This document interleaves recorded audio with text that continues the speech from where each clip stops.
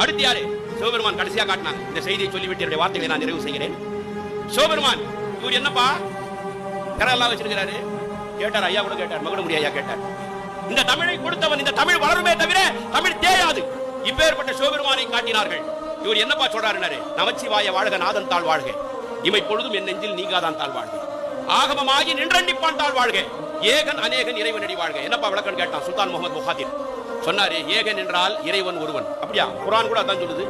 அல்லாஹ் ஒருத்தன் தான் குர்ஆன் சொல்லுது. சரியா சொல்றாரு? வேற என்ன சொன்னார்? ஏகன் இறைவன் ஒருவனாய் இருக்கிறார், அநேகன் அவன் எல்லா உயிர்களிலும் இருக்கிறான் என்று சொன்னார்கள். அப்படியா? இதை சொன்னவர் யார்? மாணிக்க வாசகர். எதுல சொன்னார்? திருவாசகத்துல. வேற என்ன சொல்லியிருக்கிறார்?